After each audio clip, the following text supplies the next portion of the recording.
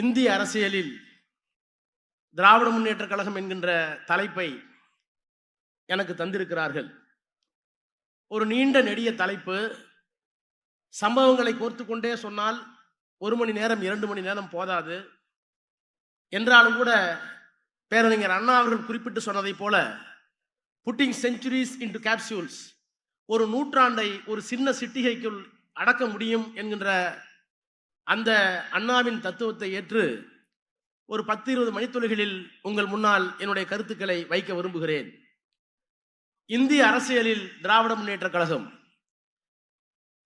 இந்திய அரசியல் என்பது டெல்லி எதை பார்க்கிறது, எப்படி பார்க்கிறது, யாரை எப்படி நடத்துகிறது என்பதிலே முடிகிறது, என்பதிலே தொடங்குகிறது, என்பதிலே நீடிக்கிறது.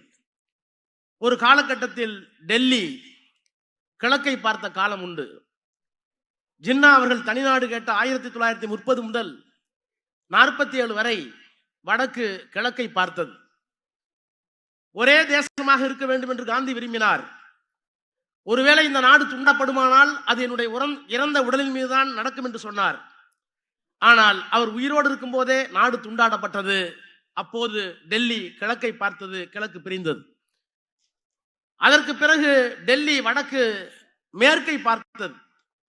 காங்கிரஸ் பேரியக்கம் சுதந்திரத்திற்கு பின்னால் ஆட்சி அதிகாரத்தை பெற்ற நேரத்தில் மேற்கிலே இருந்த மேற்கு வங்காளம் தனித்த தத்துவ அடையாளத்தோடு, கொள்கை அடையாளத்தோடு டெல்லியை திரும்பி பார்க்க வைத்தது. அப்போது டெல்லி வடக்கு மேற்கை பார்த்தது. அதற்கு பிறகு 1951 தத்துவ தலைவர் தந்தை பெரியார் அவரால் உருவாக்கப்பட்ட திராவிட முன்னேற்ற கழகம், இவையெல்லாம் சேர்ந்து சமூக நீதிக்காக ஒரு மிகப்பெரிய போராட்டத்தை நடத்தி இந்தியாவினுடைய அரசியல் சட்டத்தை திருத்த வேண்டிய இக்கட்டுக்கு பண்டித நேரு ஆளானாரே. எனக்கு புரியவில்லை. I supported the efficient government without losing any merit என்று சொன்னவர். நான் தகுதியை விட்டுக் கொடுக்க முடியாது, இடஒதுக்கீடு எனக்கு ஏற்புடையது அல்ல என்று சொன்ன பண்டித நேருவை புரிய வைத்து a government should be efficient, the same time the government must also be humanitarian. ஒரு அரசாங்கம் என்பது திறமையை மட்டும் நம்பி இருக்க கூடாது, அது மனிதாபிமான அரசாங்கமாக இருக்க வேண்டும், அதற்கு இடஒதுக்கீடு தேவை என்று அந்த பண்டித அறிவை புரிய வைத்து சென்னையிலே தெற்கிலே நடந்த போராட்டத்தால் நான் அரசியல் சட்டத்தை திருத்துகிறேன் என்று சொன்னபோது வடக்கு டெல்லி தெற்கை திரும்பி பார்த்தது. ஒரு காலத்திலே கிழக்கை பார்த்தது, பிறகு மேற்கை பார்த்தது. தெற்கை திரும்பி பார்க்க வைத்த இயக்கம் இந்த திராவிட இயக்கம். நான் இன்னும் குறிப்பிட்டு சொல்லுகிறேன். 1951 முதல் சட்ட திருத்தம், அதற்கு பிறகு 1960 இன்றைக்கு இந்த நிறைந்த அரங்கத்தில் எழுச்சியோடு உட்கார்ந்திருக்கிறோம். மத்தியிலே அமைச்சர் பெருமக்கள் இருந்திருக்கிறார்கள், நானே கூட இருக்கிறேன். நீண்ட நெடுங்காலமாக திராவிட இயக்கத்துடைய சித்தாந்தங்களை நாடாளுமன்றத்திலே சொன்னான் வைகோ இருக்கிறார், முழங்கிக் கொண்டிருக்கிறார் சிவா இருக்கிறார். ஆனால் நான் எண்ணி பார்க்கிறேன், இந்த இயக்கம் ஒரு காலத்தில் எப்படி இருந்தது. 1960 ஆகஸ்ட் 14ஆம் நாள் இந்திய எதிர்பார்ட்டம் இங்கே நடந்து கொண்டிருந்த அந்த காலகட்டத்தில் நாடாளுமன்ற உறுப்பினராக இருந்த EVK சம்பத் அவர்களுக்கு பண்டித நேரு அவர்கள் கடிதம் எழுதுகிறார். என்ன கடிதம்? உங்களிடத்தை நான் அறிவேன், உங்களுக்கு ஒரு உத்தரவாதம் தருகிறேன். தமிழ்நாட்டு மக்கள் ஏற்றுக்கொள்ளுகிற வரை, ஏற்றுக்கொள்ளாத வரை நாங்கள் இந்திய மாட்டோம். ஒரு கடிதம், ஒரே ஒரு கடிதம். அந்த கடிதத்திற்கு கடற்கரையிலே ஒரு பாராட்டு விழா. என்ன பாராட்டு விழா? அண்ணா பேசுகிறார். தம்பி பண்டித நேரு எழுதியிருக்கிறார் கடிதம். யார் தெரியுமா பண்டித நேரு? அணிசேரா நாடுகளுடைய தலைவர், யுகோஸ்லாவிய தலைவர் மார்ஷல் டிட்டோவுக்கு எழுதிய கரம். அணிசேரா நாடுகளுடைய தலைவராக இருக்கின்ற சுகசனாவுக்கு எழுதிய கரம். எகிப்தினுடைய அதிபர் நாசருக்கு எழுதிய கடம் என் தம்பி சம்பத்துக்கு எழுதியிருக்கிறது. ஆனந்த கூத்தாடினார். ஒரு கடிதத்துக்கு ஆனந்த கூத்தாடி. அன்றைக்கு தேசிய அரசியல் திமுகவின் பங்கு அப்படித்தான் இருந்தது. 1962 திராவிட நாடு பிரிவினை, அதற்காக ஒரு சட்டம் கொண்டு வந்தார்களே. அந்த சட்டம் கொண்ட நேரத்தில் சொன்னார், we belong to Dravidian stock, நாங்கள் திராவிட மரபினத்தை சேர்ந்தவர்கள். we have got something concrete, something distinct, something different to offer the world at large. நாங்கள் திராவிட மரபினத்தை சார்ந்தவர்கள். இப்படி சொல்லிக் கொள்வதால் நான் வங்காளிக்கோ மராட்டியனுக்கோ எதிரிகள் அல்ல. ஆனால் இந்த உலகத்திற்கு வழங்குவதற்கு எங்களிடத்திலே தனித்த, வேறுபட்ட, தனித்துவம் கொண்ட திடமான கொள்கையில் இருக்கிறது இந்த உலகத்திற்கு வழங்குவதற்கு. இதை சொன்ன போது நாடாளுமன்றம் திரும்பி பார்த்தது. அன்றைக்கு அவ்வளவுதான் தேசிய அரசியலில். அதற்கு பிறகு இன்னும் 63 அண்ணா பேசினார். என்ன பேசினார்? நேஷனல் இன்டகிரேஷன் கவுன்சில் திராவிடனோடு கோரிக்கை இங்கே எழுந்த பொழுது அந்த கோரிக்கை தடுக்க வேண்டும் என்பதற்காக ஒரு தடை சட்டத்தை கொண்டு வந்த நேரத்தில் ஒரு கவுன்சில், நேஷனல் இன்டகிரேஷன் கவுன்சில், தேசிய ஒருமைப்பாட்டு குழு. அந்த குழுவுக்கு யார் தலைவர்? திருவாங்கூர் சமஸ்தானத்தினுடைய திவானாக இருந்த சிபி ராமசாமி, வைஸ்ராய் கவுன்சிலே சட்ட அமைச்சராக இருந்த சிபி ராமசாமி. அவரை போட்டார்கள். நாடாளுமன்றத்தில் கேட்டார், எங்களை பிரிவினைவாதி என்று சொல்லுகிறீர்களே. அண்ணா பேசினார், எங்களை பிரிவினைவாதி என்று சொல்லுகிறீர்களே, நாங்கள் உரிமை கேட்டால் எங்களை துண்டாடுகிறான் சொல்லுகிறீர்களே, நீங்கள் தேசிய ஒருமைப்பாட்டுக்கு ஒரு ஆளை போட்டிருக்கிறீர்களே சிபி ராமசாமி, அவர் யார் தெரியுமா? சமஸ்தானங்களை இந்தியாவோடு இணைக்க வேண்டும் என்று வல்லபாய் பட்டேலும் நேரும் விரும்பிய போது திருவாங்கூர் சமஸ்தானத்தை இந்தியாவோடு இணைக்க விரும்பாமல் பாகிஸ்தானோடு போய் இணைப்பதற்கு ஜின்னாவிடம் பேரம் பேசிய சிபி ராமசாமி, உங்களுக்கு ஒற்றுமைவாதி, எங்கள் இனத்திற்கு மொழிக்கு உரிமை கேட்டால் நாங்கள் பிரிவினைவாதிகளா என்று 63 கேட்டாரு. அப்போது தேசிய அரசியல் திமுகவுக்கு இருந்த இடம். அதற்கு பிறகு அண்ணா முதலமைச்சரானார். அதற்கு பிறகு வந்த பணிகளை எல்லாம் நான் சொன்னால் நேரம் போதாது, நான் மாற்றி சொல்லுகிறேன். எது திமுக? இந்திய அரசியல் சட்டம் 1946 தொடங்கி 49 வரை கான்ஸ்டிடியூஷன் அசம்பிளி டிபேட்ல தொடங்கி நிறைவாக எழுதப்பட்ட அரசியல் சட்டத்தினுடைய முகப்புரைக்கு நான் வருகிறேன். அதுதான் திமுக என்று சொல்கிறேன். We the people of India having solemnly resolved to constitute India into a sovereign, secular, socialistic, democratic republic. இது ஒரு இறையாண்மை உள்ள நாடு, இது ஒரு சமதர்ம குடியரசு, இது ஒரு மதச்சார்பற்ற நாடு, இது ஒரு ஜனநாயக நாடு. நான் பெருமையோடு சொல்கிறேன், இந்தியாவில் எத்தனையோ தேசிய இனங்கள், எத்தனையோ மொழிகள், எத்தனையோ பழக்க வழக்கம், எத்தனையோ சாதி, எத்தனையோ மதம், இவற்றையெல்லாம் ஒரு கட்டுப்பாட்டுக்குள் கொண்டு வர வேண்டும் என்பதுதான் அரசியல் சட்டத்துடைய முகப்புரை. நான் பெருமையோடு சொல்கிறேன், இந்தியாவினுடைய அரசியல் சட்டத்துடைய சொல்லப்பட்டிருக்கின்ற முகப்புரையில் சொல்லப்பட்டிருக்கின்ற அந்த இறையாண்மை, அந்த சமதர்மம், அந்த மதச்சார்பின்மை, அந்த ஜனநாயகம், இந்த 4 கொள்கைகளையும் காப்பாற்றிய ஒரு மாநில கட்சி திராவிட முன்னேற்ற கழகம் மட்டும்தான் என்பதை என்னால் சொல்ல முடியும். எப்படி? அண்ணா பேசினார், முதலமைச்சராக இருந்தார், மறைந்து விட்டார். கலைஞர் முதலமைச்சர். இந்தியாவினுடைய இறையாண்மைக்கு எப்போது ஆபத்து? 1971 பாகிஸ்தான், 1999 கார்கில், திராவிட நாடு கேட்டவர்கள், பிரிவினைவாதிகள் என்றெல்லாம் சொல்லப்பட்ட நேரத்தில் 71 எந்த முதலமைச்சரும் தரவில்லை. இந்தியாவினுடைய ஒருமைப்பாட்டுக்காக 5 கோடி ரூபாயை தந்து இறையாண்மையை காப்பாற்றியவர், 6 கோடி ரூபாயை தந்து இறையாண்மையை காப்பாற்றியவர் கலைஞர். 99 எந்த மாநிலம் கொடுக்கவில்லை, வாஜ்பாய் பிரதமர். 100 கோடி ரூபாயை கார்கில் போருக்கு கொடுத்து இறையாண்மைக்கு கட்டியம் கூறியவர் கலைஞர். அப்ப அரசியல் சட்டத்துடைய பிரியாமல்ல இறையாண்மையை காப்பாற்றிய இயக்கம் திராவிட முன்னேற்ற கழகம், கலைஞர். மதச்சார்பின்மைக்கு வாருங்கள். இங்கே ஆசிரியர் இருக்கிறார், விடுதலை ஆசிரியர் வீரமணி இருக்கிறார். ஒரு காலகட்டத்தில் திராவிட முன்னேற்ற கழகத்தினுடைய ஒவ்வாமை இருந்தது. என்ன ஒவ்வாமை? பிஜேபியோட கூட்டணி. செய்யத்தக்க அல்ல செய்ய அல்ல கெடும், செய்யத்தக்க அல்லாம யாரும் கெடுமாகும். செய்ய வேண்டியதை செய்யலனாலும் தப்பா போடும், செய்ய வேண்டியதை செய்யாம உணர்ந்துடும்.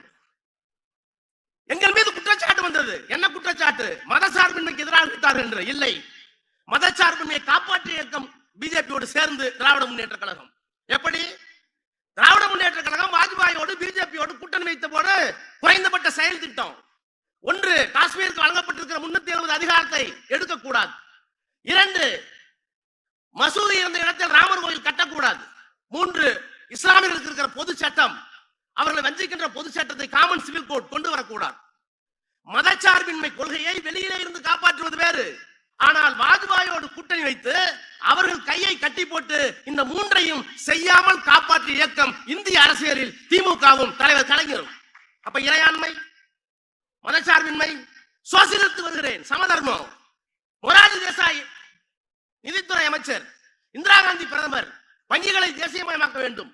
முதலாளிகளுக்கு மட்டுமே, பஸ் முதலாளிகளுக்கு மட்டுமே, மிராசார்களுக்கு மட்டுமே, மிட்டாக்களுக்கு மட்டுமே பயன்பட்ட வங்கிகளை தாழ்த்தப்பட்டவனுக்கும் பிற்படுத்தப்பட்டவனுக்கும் ஏழைக்கும் கொண்டு வர வேண்டும் என்பதற்காக அந்த சட்டத்தை நாடாளுமன்றத்தில் கொண்டு வர முயற்பட்ட போது மொரார்ஜி தேசாய் ஒத்துக்கல. ஆனால் அன்றைக்கு இங்கிருந்து ஒரு குரல், கலைஞரின் குரல் கூட்டணியில இருந்தார். இந்திரா காந்தி அம்மையார் அவர்களே, சமதர்மம் ஓங்க வேண்டும், அதுதான் எங்களுடைய கொள்கை, எங்களுடைய நாடாளுமன்ற உறுப்பினர்கள் உங்களுக்கு ஆதரவாக இருப்பார்கள், அந்த சட்டத்தை கொண்டு வாருங்கள் என்று சொல்லி அன்றைக்கு சமதர்மத்தை காப்பாற்றிய இந்த இயக்கம். இந்திய அரசியலில் திமுக. அப்ப இறையாண்மை, மதச்சார்பின்மை, சமதர்மம், ஜனநாயகம். எப்போது ஜனநாயகத்திற்கு ஆபத்து வந்தது? மிசா வந்த போது ஆபத்து வந்தது. யார் இந்த முதலமைச்சர்? நான் இன்னொரு மேடையில சொன்னேன், அந்த 25 வயதில் 23 வயதில் காயங்களோடு திருமணமான ஒரு புதிய மணமகன் இல்லத்தினுடைய சுகத்தை எல்லாம் துவக்க வேண்டிய அந்த வயதில் சிறையை சிலுவையை ஏற்றுக்கொண்டாரே, அப்படி ஜனநாயகத்திற்கு ஆபத்து வந்த போது அதை தடுத்து நிறுத்தியது மட்டுமல்ல, அதற்காக ஆட்சியை இழந்து எதிர்த்து நின்று குரல் கொடுத்து அதற்கு பிறகு அரசியல் சட்டத்தை திருத்தி 42 அமெண்ட்மெண்ட் சொல்வார்களே, நீதித்துறைக்கு மரியாதை இல்லை, நீதித்துறை கேள்வி கேட்க முடியாத நாடாளுமன்ற இருந்த சட்டங்களை என்றெல்லாம் கொண்டு வந்தார்களே, அந்த காட்டு தர்பார் சட்டத்தை தூக்கி எறிந்து மீண்டும் ஒரு ஆட்சியை கொண்டு வந்த பெருமை கலைஞருக்கும் திராவிட முன்னேற்ற கழகத்துக்கும் இந்திய அரசியலிலே உண்டு. நான் இப்போது சொல்கிறேன், we the people of India having solemnly resolved to constitute India into a sovereign, secular, socialistic, democratic, இந்த பண்புகளை காப்பாற்றிய ஒரு மாநில கட்சி திராவிட முன்னேற்ற கழகத்தை தவிர, கலைஞரை தவிர வேறு யார் இருக்கிறார்கள்? அவ்வளவு பெருமைக்கும். ஆனால் நான் இப்போது பார்க்கிறேன், பெரியாரை பார்த்திருக்கிறேன், பார்த்ததில் ஒரே ஒரு முறை பார்த்திருக்கிறேன், அவருடைய தத்துவங்களை படித்துக் கொண்டே இருக்கிறேன். இன்னமும் அண்ணாவின் ஆளுமையை நான் அறிவேன், பெரிய தலைவர்கள் எல்லாம் பேச்சை கேட்டிருக்கிறேன், நான் குறைத்து மதிப்பிடவில்லை. கலைஞரோடு அருகிலேயே பயணித்தவன், அவருடைய ஆளுமையை நான் அறிவேன். ஆனால் பெரியாரை காட்டிலும், அண்ணாவை காட்டிலும், கலைஞரை காட்டிலும் நான் நேசத்தோடும் பாசத்தோடும் இந்த தலைவர் மாண்புமிகு முத்துவேல் கருணாநிதி ஸ்டாலின் அவர்களை நான் நேசிக்கிறேன். என்ன காரணம்? அண்ணாவை குறைத்து மதிப்பிட்டதாக அர்த்தம் அல்ல, பெரியாரை புறந்தள்ளியதாக பொருள் அல்ல, கலைஞரை கைவிட்டு விட்டதாக அர்த்தம் அல்ல. பெரியார் இருந்தபோது ஆபத்து இல்லை. நாடாளுமன்றத்தில் 2 MP இல்ல பிஜேபிக்கு, ஜனசங்கத்துக்கு இல்ல. அண்ணா இருந்தபோது ஒற்றை இலக்கம், கலைஞர் இருந்தபோது 100 நாடாளுமன்ற உறுப்பினர்கள் ஆட்சி பொறுப்பில் இருந்தார், அவரே உள்ளிருந்து காப்பாற்றினார். ஆனால் இந்த மனிதன் இருக்கிற நேரத்தில், திராவிட மாடல் நாயகன் இருக்கிற நேரத்தில் பெரியார் இல்லை, கலைஞர் இல்லை, அண்ணா இல்லை. ஆனால் ஆபத்து எங்கே இருக்கிறது? வல்லூர் வட்டமிடுகிறது. 400 நாடாளுமன்ற உறுப்பினர்கள், இப்போது 250 நாடாளுமன்ற உறுப்பினர்கள், ஒரே மொழி, ஒரே தேசம், அரசியல் சட்டத்தை தூக்கி எறிவோம் என்று சொல்லுகிற போது நாங்கள் டெல்லிக்கு அவுட் ஆஃப் கண்ட்ரோல் என்று சொல்லக்கூடிய ஒரு மகத்தான தலைவனை இந்திய அரசியல் நாம் பெற்றிருக்கிறோமே, அவருக்குள்ளார் பெரியார், அண்ணா, கலைஞர் நிற்கிறார்கள். டீலிமிட்டேஷன். நான் மீண்டும் சொல்லுகிறேன், democratic country, socialist country, secular country, republic democratic. இந்த ரிபப்ளிக் வார்த்தை யாருமே கை வைக்கல. ரிபப்ளிக்னா என்ன? குடியரசு. குடியரசுனா என்ன? எல்லாத்துக்கும் ஒரு ஓட்டு. சமூகத்தில் நீ மேட்டுக்குடியா இருக்கலாம், கீழே இருக்கலாம், பணத்துல நீ பெரியாள், சமூகத்தில் பிரித்து வைக்கப்பட்டிருக்கலாம், ஆணும் பெண்ணும் வேற்றுமையாக இருக்கலாம். ஆனால் ரிபப்ளிக், குடியரசு வந்து விட்டால் எல்லாத்துக்கும் ஒரே மரியாதை. அந்த மரியாதைக்கு குழி தோண்டுகின்ற டீலிமிட்டேஷன். மறுவரை செய்வோம். தமிழ்நாடு போன்ற மாநிலங்களை தூக்கி எறிவோம். உத்தரப்பிரதேசம் இருந்தால் போதும், மத்திய பிரதேசம் இருந்தால் போதும், 4 மாநிலங்களை கொண்டு இந்தியாவுடைய தலைவதியை நாங்கள் நிர்ணயிப்போம் என்று சொல்லுகின்ற ஜனநாயகத்திற்கு எதிரான டீலிமிட்டேஷன், மறுவரையறை, அதை எதிர்த்து நிற்கிற துணிச்சல். அதற்காக ஒரு மாநாடு கூட்டி இந்தியாவினுடைய தலைவர்களை எல்லாம் சென்னைக்கு அழைத்து இந்திய அரசியலை திரும்பி பார்க்க ஒரு தலைவன் இருக்கிறார் என்றால் அந்த ஒரே தலைவன் மாண்புமிகு முத்துவேல் கருணாநிதி ஸ்டாலின். இன்றைக்கு SIR, நான் இன்னும் ஒரே ஒரு நிமிடத்தில் முடிக்கிறேன். எங்கே இருக்கிறார் தெரியுமா? அண்ணா போராடினார், நாடாளுமன்றத்திலே முழங்கினார், எழுச்சி நாள் கூட்டம் போட்டார். முதலமைச்சராக வந்ததற்கு பிறகு நான் மறுக்கவில்லை. கலைஞர் பல்வேறு செயல்களை செய்து முடித்தார். ஆனால் இன்றைக்கு அரசியல் சூழ்நிலை எப்படி இருக்கிறது? நேரு இல்லை, இந்திரா காந்தி இல்லை. அண்ணா பேசியது நேருடன், சமருக்கு இருந்தது கலைஞர் இந்திரா காந்தியுடன். ஆனால் இன்றைக்கு யாரோடு இருக்கிறோம்? மோடியோடும் அமித்ஷாவோடு இருக்கிறோம். அப்ப உத்திகளை மாற்ற வேண்டும் அல்லவா? என்ன உத்தி? நீட் மத்திய அரசாங்கம் சட்டம் கொண்டு வருகிறது, ஒன்றிய அரசாங்கம். EWS ஒன்றிய அரசாங்கம் சட்டம் கொண்டு வருகிறது, economically weaker section. National education policy சட்டம் கொண்டு வருகிறார்கள், SIR சட்டம் கொண்டு வருகிறார்கள். இந்த சட்டத்தை எல்லாம் நாடாளுமன்றம் ஏற்றுகிறது. நன்றாக கவனியுங்கள். The political will of the entire people of India is being reflected in the parliament. அப்படித்தான் பொருள்.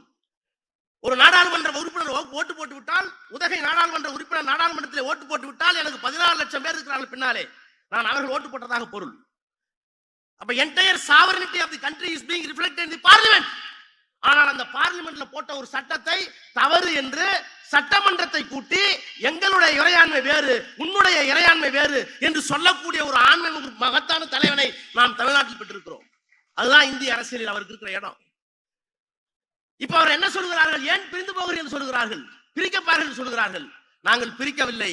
எங்களை பிரித்து விடுவதற்கு நீங்கள் எல்லா முயற்சியும் செய்தால் அதை எதிர்கொள்கின்ற ஆற்றல் மிக்க ஒரு இயக்கமாக இந்தியாவில் வேறு எந்த இயக்கமும் இல்லை. இந்த இயக்கம் இருக்கிறது. என்ன காரணம் என்றால் எல்லா இயக்கமும் அரசியல் இயக்கம். இந்த இயக்கம் தான் தத்துவார்த்த இயக்கம்.